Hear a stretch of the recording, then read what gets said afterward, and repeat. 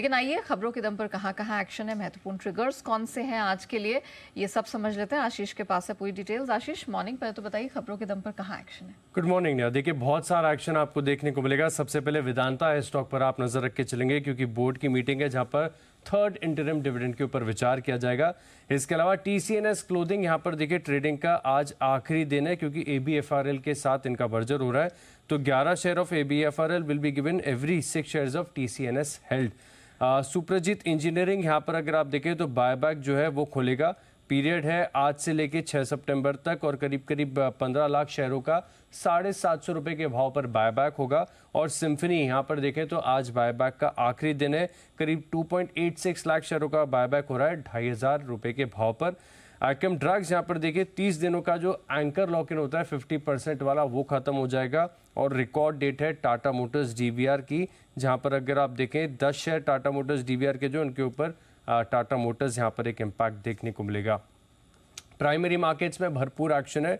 बाजार स्टाइल, यहाँ पर अगर आप देखें तो पहले दिन कंपैरेटिवली आप देखें तो दूसरे इश्यूज के मुकाबले थोड़ा सा सुस्त रिस्पांस देखने को मिला है, जहाँ पर कुल 72% सब्सक्रिप्शन है 0.72 टाइम्स। QIB में अगर आप देखें तो 0.7 टाइम्स है, NI में 0.47 टाइम्स है, रिटेल में 0.82 और एम्प्लॉय कोटा ऐसा है जहाँ पर 6 टाइम्स का बढ़िया सब्सक्रिप्शन देखने को मिला है। इकोस इंडिया मोबिलिटी, यहाँ पर अगर आप देखें तो फाइनल अपडेट आ गया हमारे पास, जहाँ पर आप देख सकते हैं कि टोटल 64.18 टाइम्स सब्सक्रिप्शन देखने को मिला है। QIB कैटेगरी में रिस्पांस बहुत बढ़िया है, 136.85 टाइम्स है, NI में करीब 71 गुना है और रिटेल में आप देखें तो टोटल 20 गुने के आसपास का सब्सक्रिप्शन यहाँ पर देखने को मिला है। आज से अगर आप देखें तो गाला प्रिसीशन इंडिया यहाँ पर IPO खुलेगा जो कि 4 सितंबर तक खुला रहेगा। प्राइस बैंड है 503 से 529 रुपये। लॉट साइज है 28 शेयरों का और OFS है करीब 32.6 करोड़ शेयरों का, तो यहाँ पर फोकस रखेंगे।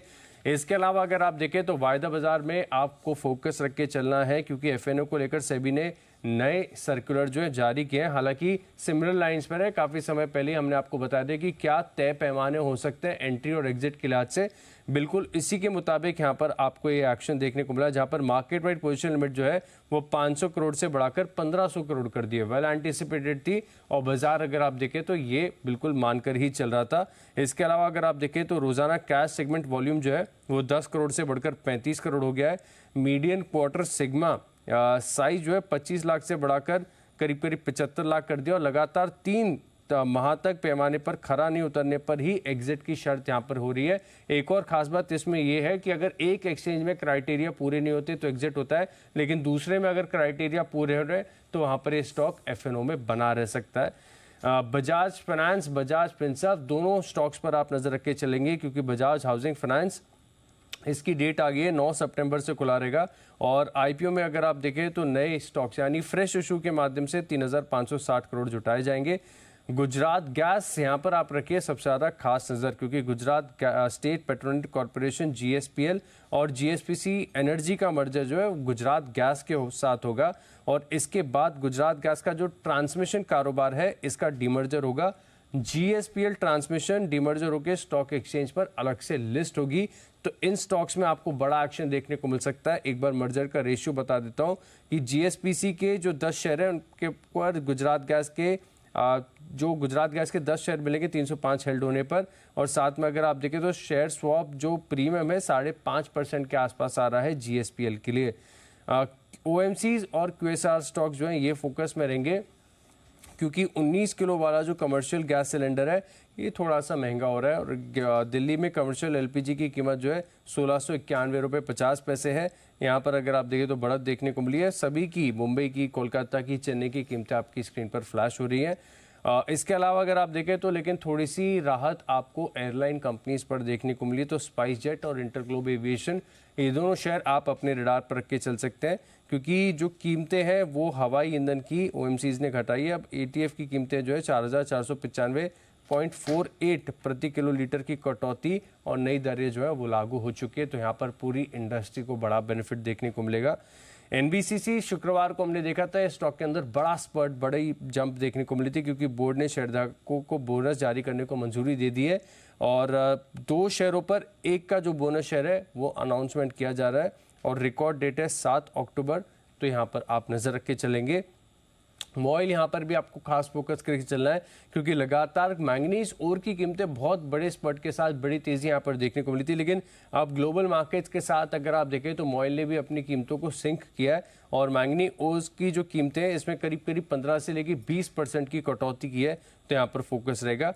और इंडियन ह्यूम पाइप यहाँ पर आप रखिए खास नज़र, क्योंकि कंपनी के मार्केट कैप के लिहाज से अगर आप देखें तो ऑर्डर विन काफ़ी ज़्यादा सिग्निफिकेंट हो जाता है कि महाराष्ट्र के जलगांव में सिंचाई प्रोजेक्ट के लिए करीब 859 करोड़ के जो है बड़े कंस्ट्रक्शन ऑर्डर इन्हें मिले हैं और ईपीसी के माध्यम से अगर आप देखें तो 24 महीनों में ये ऑर्डर पूरा किया जाएगा, तो सिग्निफिकेंट ऑर्डर है करीब करीब 860 करोड़ का, तो यहाँ पर रखेंगे खास नजर। ओके, बहुत सारे ट्रिगर्स और खबरें जिन पर आज फोकस हम करने वाले, लेकिन आशीष साथ ही अगस्त के भी ऑटो सेल्स के नंबर निकल कर आए हैं, तो वो कैसे रहे हैं? देखिए काफ़ी इम्पैक्ट यहाँ पर आपको पूरा निफ्टी ऑटो इंडेक्स पर देखने को मिल सकता है। ऑटो शेयरों में बड़ा एक्शन रहेगा क्योंकि मारुति यहाँ पर अगर आप देखें तो जो नंबर्स आए ये अनुमान से थोड़े से कम देखने को मिले, जहाँ पर पीवी सेल्स 1.81 लाख आई है, जिसके मुकाबले अगर आप अनुमान देखें तो 1.89 के आसपास था, तकरीबन 4% की गिरावट यहाँ पर आपको देखने को मिली है।